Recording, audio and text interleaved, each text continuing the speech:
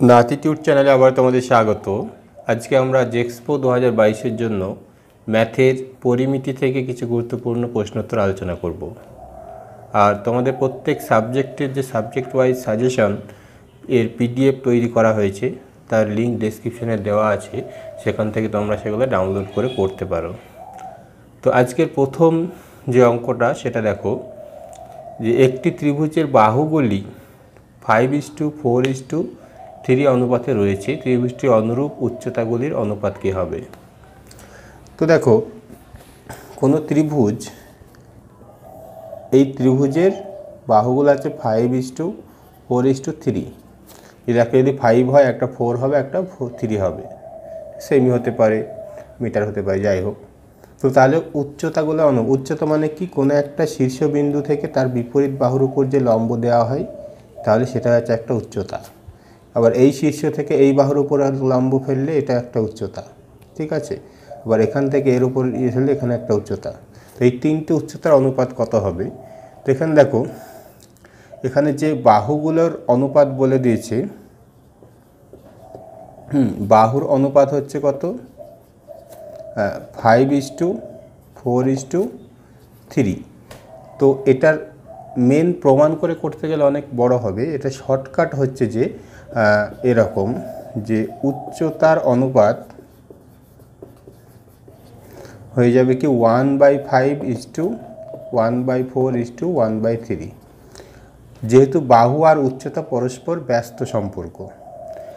তা একটা জিনিস দেখো, একটা ছবি যদি আমি আঁকি তাহলে বুঝতে পারবে। ধরো এই ছবিটা যদি আমি একটু অন্যরকম করে আঁকি, ধরো এরকম করলাম, এরকম করলাম, এরকম। তো দেখো, এই যে ত্রিভুজটা আঁকলাম, এই ত্রিভুজের সবচেয়ে বড় বাহু হচ্ছে এটা, তার থেকে ছোট হচ্ছে এটা, তার থেকে ছোট হচ্ছে এটা। তো আমি 5, 4, 3 এই অঙ্ক অনুযায়ী ধরে নিলাম। তো দেখো, সবচেয়ে বড় বাহুর উপর যে উচ্চতাটা হবে সেটা কিন্তু সব থেকে ছোট।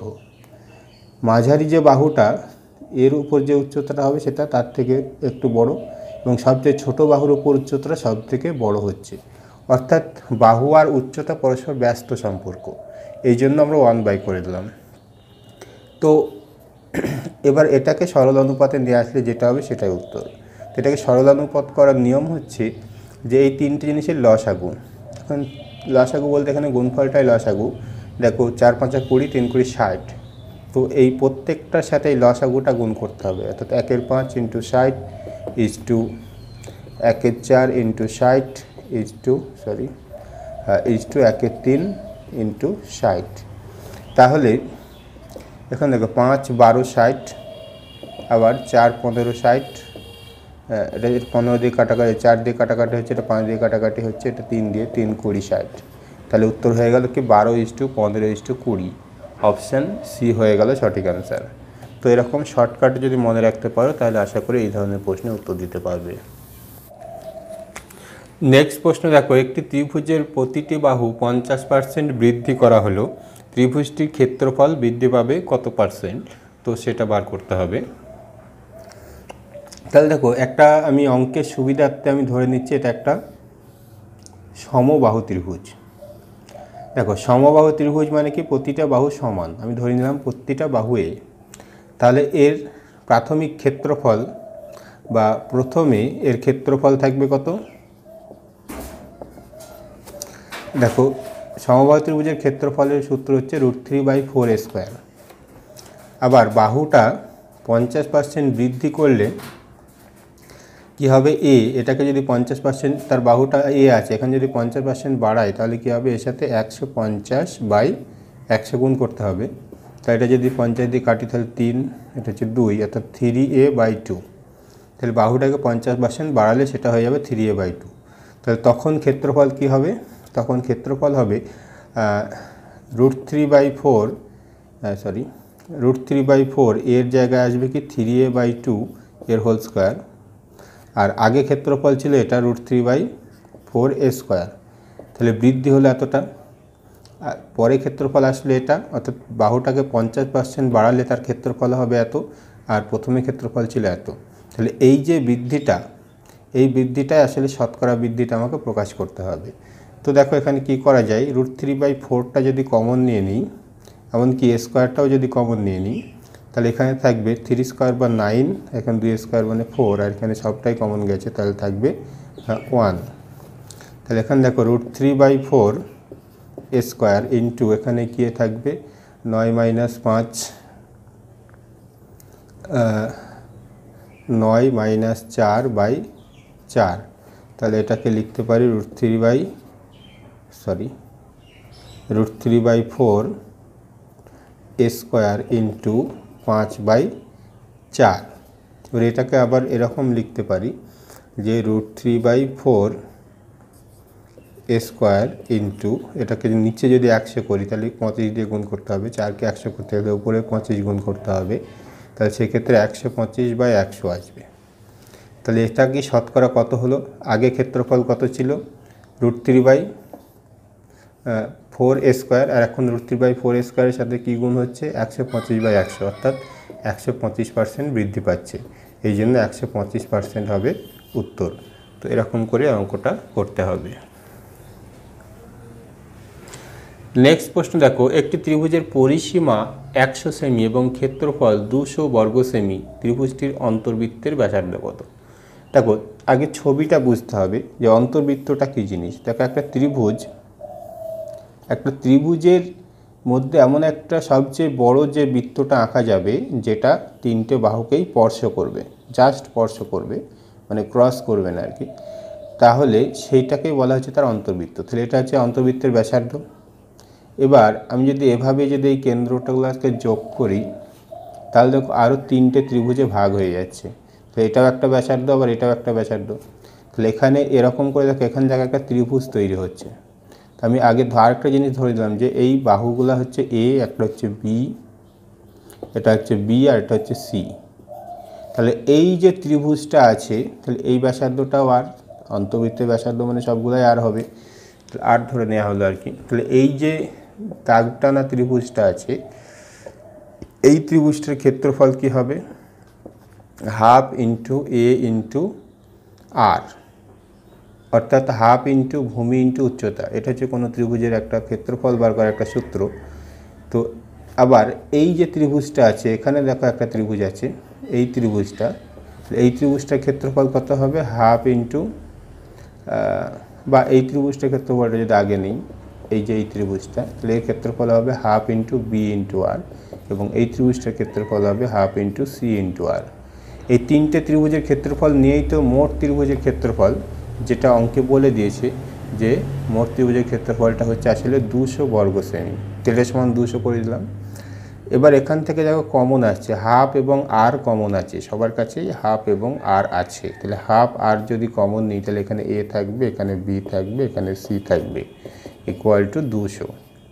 এবার দেখো আরেকটা জিনিস বলে দিয়েছে অঙ্কের প্রথমে, সেটা হচ্ছে যে ত্রিভুজের পরিসীমাটা হচ্ছে 100। পরিসীমা মানে হচ্ছে 3টে বাহুর যোগফল, এটাও তো 3টে বাহুর যোগফল, অর্থাৎ এটাও আসলে 100, অর্থাৎ হাফ ইন্টু আর ইন্টু 100 ইকুয়াল টু 200। এবার এখান থেকে আমরা আর এর মানটা সহজেই পেয়ে যাব। তাহলে 200 ইন্টু 2/100 এদিকে নিচে আসবে, 2টা ওদিকে উপরে গেল, 2টো শূন্য কেটে দিলে 2 4, তাহলে 4 হয়ে গেল অ্যান্সার, অর্থাৎ 4 সেমি হবে এর উত্তর, অপশান এ। ঠিক আছে, তো এরকম করে তো এই কনসেপ্টের উপর অঙ্ক কিন্তু আসে, খুবই ইম্পর্টেন্ট, প্রতিটা অঙ্কই খুবই ইম্পর্টেন্ট, যেগুলো মোস্ট ইম্পর্টেন্ট সেই অঙ্কগুলোই এখানে করানো হচ্ছে।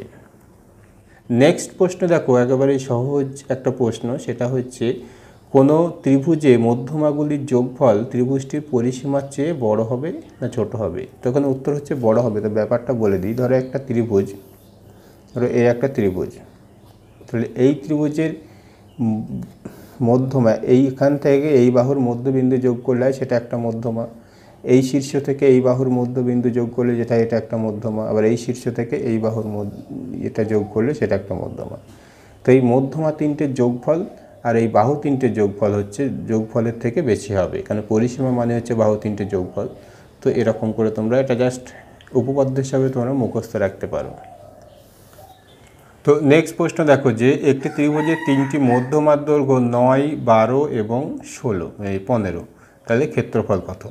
দেখো মধ্যমার ক্ষেত্রে ক্ষেত্রফল বার করার সূত্র হচ্ছে, তো প্রথমত মধ্যমাগুলোর যোগফলটা বার করবে, অর্থাৎ যেমন ধরো 9 প্লাস 12 প্লাস 15, তাহলে মধ্যমা কটার যোগফলটা বার করলে তাহলে এটা আসছে কত 36। এবার এর অর্ধেক, এটাকে আমরা ইউ দিয়ে চিহ্নিত করলাম, ধরো ইউ দিয়ে যদি আমি চিহ্নিত করি তাহলে এটা এর অর্ধেকটা ইউ ইকুয়াল টু 36/2, এটা আসছে কি 18। তো মধ্যমাগুলার যোগফলের অর্ধেকটাকে ইউ দিয়ে চিহ্নিত করলাম, এটা আসলো 18। এবার ক্ষেত্রফল বার করার সূত্র হচ্ছে সেটা সূত্রটা হচ্ছে 4/3 4/3 ইন্টু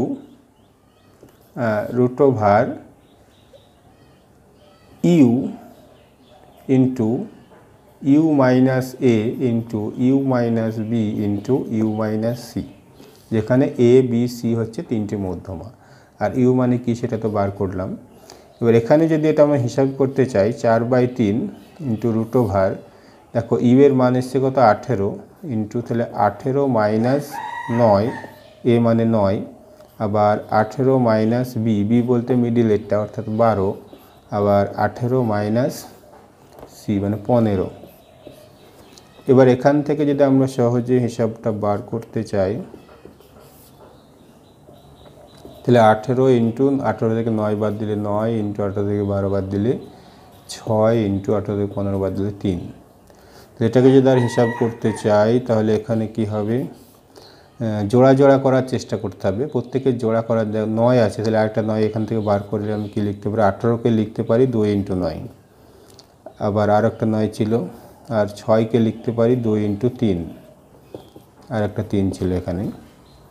তাহলে 4/3 ইন্টু, এখানে রুটের মধ্যে দুটো জিনিস বাইরে একটা হবে, ধর দুটো 9 আছে তাহলে একটা 9 লিখব, এখানে দুটো 2 আছে তাহলে একটা 2 লিখব, এবার এখানে মোট দুটো 3 আছে তাহলে একটা 3 লিখব, তাহলে দেখো আর কিছু নেই। এবার এই কটা হিসাব করলে হয়ে যাবে, 3টা কেটে দিলাম, তাহলে এখানে 4 9 36, 36 দোকানে হচ্ছে 72, তাহলে 72 হয়ে গেল এর আনসার। 72 বর্গ সেমি হচ্ছে এর ক্ষেত্রফল, অপশন বি হচ্ছে এখানে সঠিক উত্তর। দেখো যে এবিসি সমবাহু ত্রিভুজের প্রত্যেকটি বাহু 2m একক এবং যে কোনো শীর্ষ থেকে বিপরীত বাহুর উপর লম্ব দূরত্ব পি এম দ্বারা প্রকাশিত পি এর মান। খুবই সহজ প্রশ্ন এটা, যে ধরো একটা সমবাহু ত্রিভুজ, এটা একটা সমবাহু ত্রিভুজ, এর প্রত্যেকটা বাহু বলে দিয়েছে 2m। এবার এর কোনো একটা শীর্ষবিন্দু থেকে তার বিপরীত বাহুর উপর যদি একটা লম্ব টানা হয় তাহলে এটার উচ্চতা পাওয়া যায়, এটা বলে দিয়েছে পি। তো বলেছে যে পিটা কত হবে, পি সমান কত হবে সেটা বার করতে হবে এম এর সাপেক্ষে। তাহলে এটা যেহেতু এর উপর লম্ব, তাহলে এটা একটা 90 ডিগ্রি কোণ তৈরি হবে, অর্থাৎ এই বাহুটা একটা সমবাহু ত্রিভুজ। আবার এই যে পুরো বাহুটা যেহেতু 2m, তাহলে এর অর্ধেক এইটুকু হবে কত m। তাহলে এই যে ত্রিভুজটা আছে সেটা একটা সমকোণী ত্রিভুজ, এবং সমকোণী ত্রিভুজে পিথাগোরাসের উপপাদ্য প্রয়োগ করা যায়। P square equal to plus M square equal to 2m এর হোল স্কোয়ার, লম্ব স্কোয়ার প্লাস ভূমি স্কোয়ার সমান অতিভুজ স্কোয়ার, ঠিক আছে। তাহলে এখান থেকে পি স্কোয়ার ইকুয়াল টু পাচ্ছি 2m এর হোল স্কোয়ার মানে হচ্ছে 4m স্কোয়ার, এম স্কোয়ারটা এদিকে আসলে মাইনাস এম স্কোয়ার, তাহলে P square equal two 3m square বা পি ইকুয়াল টু √3m, দুই দিকে স্কোয়ার রয়েছে, যার উপর স্কোয়ার নেই সেখানে রুট আসবে, বা এটাই হচ্ছে আসলে m√3। তো m√3 হয়ে যাচ্ছে এখানে আনসার, অপশান ডি হয়ে গেল সঠিক উত্তর। নেক্সট প্রশ্ন দেখো, একটি ত্রিভুজের অর্ধ পরিসীমা উহার বাহুগুলি থেকে যথাক্রমে 5 সেমি, 3 সেমি ও 2 সেমি বেশি, তাহলে ত্রিভুজটির পরিসীমা কত? দেখো আমি ধরে নিলাম পরিসীমাটা হচ্ছে, পরিসীমা যদি পি হয় তাহলে অর্ধ পরিসীমা মানে হচ্ছে কি, অর্ধ পরিসীমা মানে কথাতেই বুঝতে পারছো p/2, অর্ধ পরিসীমা মানে হচ্ছে পরিসীমার অর্ধেক। এবার বলছে যে বাহুগুলো আছে, একটা বাহু আছে যেটা পরিসীমার থেকে অর্ধ পরিসীমার থেকে 5 সেমি বেশি, 5 সেমি, 3 সেমি ও 2 সেমি, তিনটে বাহু 3 রকম। তাহলে প্রথম বাহুটা এটা হচ্ছে অর্ধ পরিসীমা, তাহলে এটা অর্ধ পরিসীমা মানে একটা বাহু থেকে 5 সেমি বেশি, সেখান থেকে যদি 5 সেমি বাদ দিয়ে দিই তাহলে একটা বাহু পাবো। ভালো করে বুঝবে এই ব্যাপারটা। অঙ্কেই বলে দিয়েছে যে তার বাহুগুলো হচ্ছে অর্ধ পরিসীমার থেকে 5 সেমি বেশি। একটা বাহু দিয়ে আগে বোঝো যে তাহলে অর্ধ পরিসীমা থেকে 5 সেমি বাদ দিয়ে দিলে সেই বাহুটার দৈর্ঘ্য পাওয়া যাবে। আবার আরেকটা বাহু হচ্ছে অর্ধ পরিসীমা থেকে 3 সেমি বেশি, তাহলে সেখান থেকে 3 বিয়োগ করলে আরেকটা বাহু পাওয়া যাবে। এবং আরেকটা বাহু হচ্ছে অর্ধ পরিসীমার থেকে 2 সেমি বেশি, তাহলে এখান থেকে 2 বিয়োগ করলে আরেকটা বাহু পাওয়া যাবে। আবার ত্রিভুজের 3টে বাহুর যোগফলটাকেই বলা হয় তার পরিসীমা, এটাকে আমরা আবার পি ধরেছি, তাহলে এটাকে হচ্ছে পি। তাহলে এখান থেকে দেখো p/2 কটা আছে, 3টে আছে, তাহলে 3p/2 আর -5 -3 আর -2 এটা হবে -10, 5 আর 3 8 আর 2 10, ঠিক আছে, ইকুয়াল টু পি। একটা 2 দিয়ে যদি গুণ করি, এখানে 2 গুণ করলে 2 কেটে গিয়ে 3p হবে, এখানে 2 গুণ করলে 20 হবে, 10 দুগুণে 20, এখানে 2 গুণ করলে 2p হবে। তাহলে বুঝতে পারছো যে 3p 2pটা এদিকে নিয়ে আসলে -2p ইকুয়াল টু 20, -20 এদিকে এসে +20 হয়ে গেল। তাহলে p ইকুয়াল টু থাকছে কত, 3p থেকে 2p বাদ দিলেই p, তাহলে 20। তো 20 হয়ে গেল এখানে উত্তর, 20 সেমি। তো অপশান বি হয়ে গেল এখানে সঠিক উত্তর। নেক্সট প্রশ্ন দেখো যে একটি সমবাহু ত্রিভুজের অন্তর্বৃত্তের ক্ষেত্রফল এত বর্গ একক, তার পরিসীমা কত? দেখো সমবাহু ত্রিভুজের অন্তর্বৃত্ত মানে কি সেটা আগে বুঝতে হবে। ধরো একটা সমবাহু ত্রিভুজ, তো তার মিডিলে যদি একটা বৃত্ত আঁকা হয় যেটা প্রত্যেক বাহুকে স্পর্শ করছে, সেটা হচ্ছে তার অন্তর্বৃত্ত। এটা হচ্ছে অন্তর্বৃত্তের ব্যাসার্ধ। আর এটা হচ্ছে পরিবৃত্ত, যেটা 3টে শীর্ষবিন্দুর উপর দিয়ে যায়। আর এই কেন্দ্র থেকে এই দূরত্ব হচ্ছে পরিব্যাসার্ধ, তো পুরো পরিব্যাসার্ধ। তো একটা সূত্র আমি বলছি, তোমরা ভালো করে মনে রাখবে। ত্রিভুজের কোনো সমবাহু ত্রিভুজের অন্তর্বৃত্তের ব্যাসার্ধের সূত্র হচ্ছে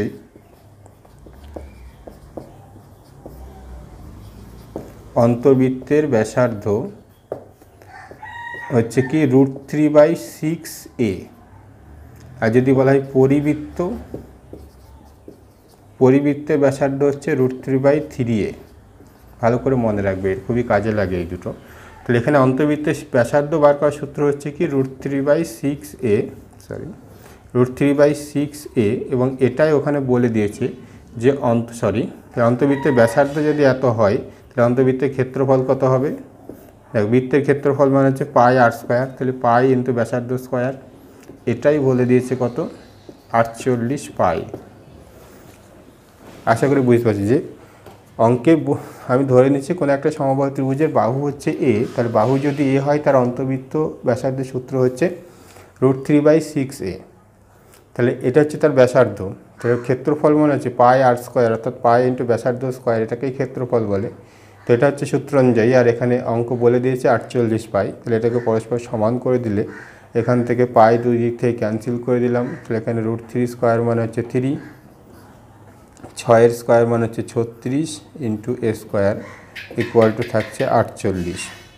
তাহলে এখান থেকে a স্কোয়ারের মান পাবো 48/3 ইন্টু 36, 3 3 12 48। এখানে আমি লিখতে পারি a স্কোয়ার ইকুয়াল টু, দেখো 4 12 48, 4 ইন্টু 12 ইন্টু 12, বা a square equal two 2 into 12 square, বা a ইকুয়াল টু 12 দুগুণে 24। এই যে এটা দুই দিকে স্কোয়ারটা উঠে গেল, তাহলে এর মান হচ্ছে 24। অর্থাৎ এটা হচ্ছে কি এ, অর্থাৎ সমবাহু ত্রিভুজটার বাহু হচ্ছে 24। আর জানতে চাইছে পরিসীমা, তাহলে পরিসীমা কত হবে। দেখো পরিসীমা মানে হচ্ছে 3টে বাহুর যোগফল, তাহলে 3 ইন্টু 24। এটা যেহেতু সমবাহু ত্রিভুজ, তাহলে 3টে বাহু এখানে সমান, তো এখানে হয়ে গেল 72, 3 24 72 হয়ে গেল এখানে অ্যান্সার, অপশান ডি। তো আজকের ভিডিওতে পরিমিতির এই অঙ্কগুলো করানো হলো, তোমরা আশা করি অঙ্কগুলো নোট করে নেবে। আর তোমাদের এখনও যাদের ভালো প্রিপারেশন হয়নি, তারা যে পিডিএফ সাজেশনগুলো তৈরি করা হয়েছে ফিজিক্স কেমিস্ট্রি ম্যাথ, তো সেই সাজেশনগুলো তোমরা ডাউনলোড করতে পারো। তাহলে আশা করি কম সময়ে তোমরা একটা ভালো প্রিপারেশন নিতে পারবে এবং পরীক্ষায় ভালো নাম্বার তুলতে পারবে। তো আজকের ভিডিওতে এই পর্যন্তই। ভিডিও ভালো লাগলে একটু লাইক করে দিও, আর চ্যানেল যারা নতুন এসছো সাবস্ক্রাইব করে নোটিফিকেশান অন করে রেখো।